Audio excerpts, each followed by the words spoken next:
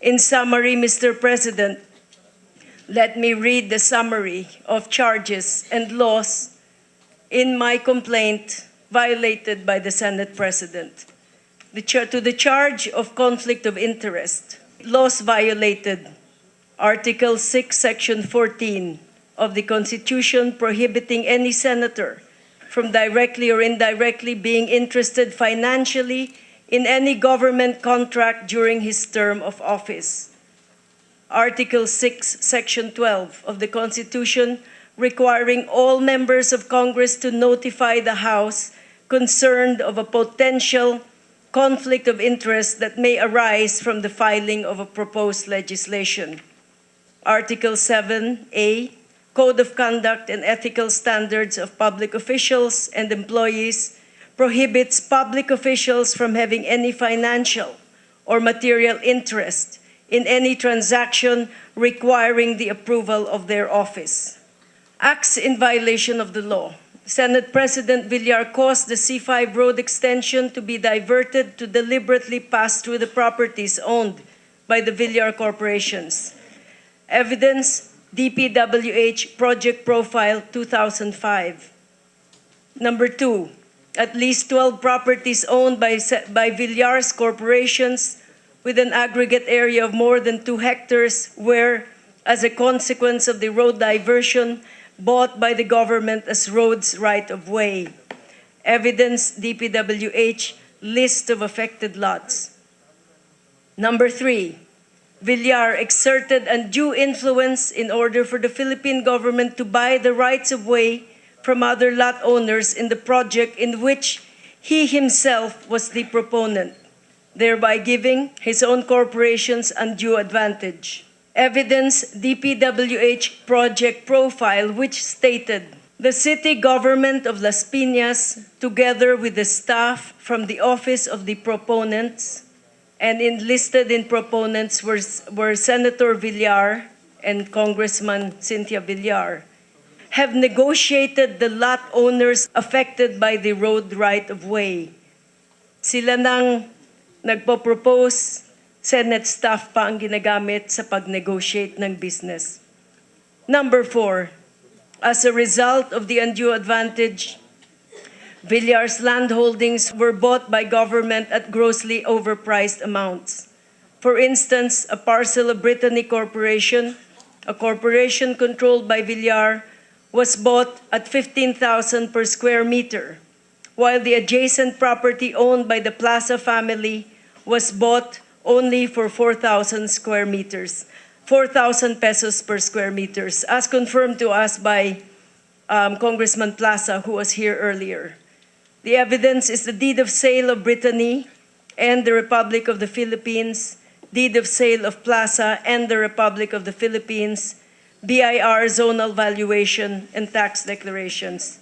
Number 4, Villar's PDAF or pork barrel was used to purchase roads rights-of-way from his own corporations using government money to pay himself, thereby unethically profiting from the projects that he himself proposed. This shows a blatant abuse of power by Senator Villar, who was at the time, I believe, chairman of the Finance Committee. The evidence is the 2004 DBM PDAF release.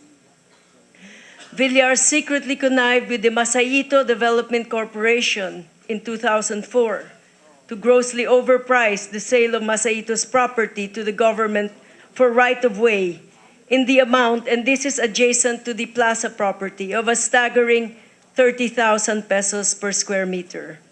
He demanded that the overprice be directly paid to him and even put this provision in writing.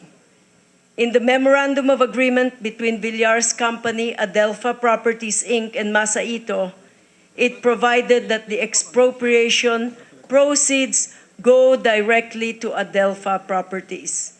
Evidence is the MOA deed of sale acknowledgement receipt of 25 million by Adelpha's senior vice president.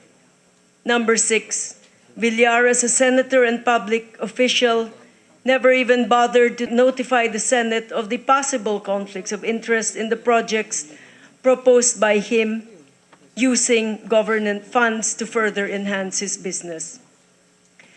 In his failure to divest himself, he violated Section 9 Code of Conduct and Ethical Standards of Public Officials and Employees, which requires public officials to avoid conflicts of interest at all time, and when a conflict of interest arises, he should resign from his position and divest himself of his shareholdings. The charge there was that he never even bothered to divest himself of his interests in all the corporations which own the properties to be affected by the C5 right-of-way. These properties were affected and benefited by the projects of which he himself was the proponent.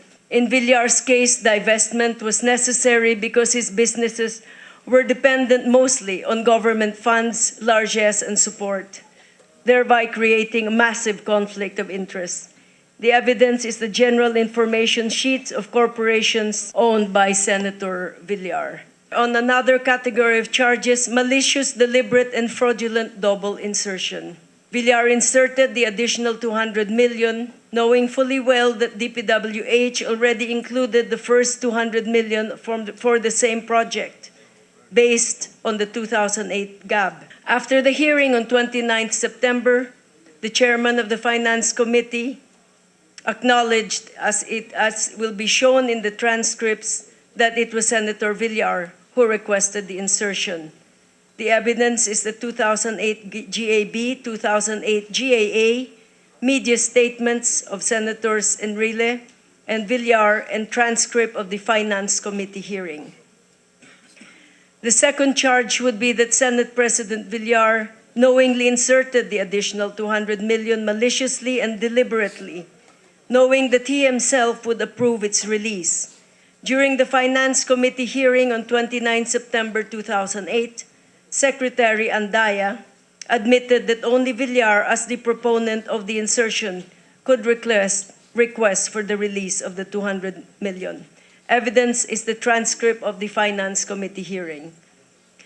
He violated again Article 6, Section 14 of the Constitution, Article 6, Section 12, and Article 7A, Code of Conduct and Ethical Standards of Public Officials.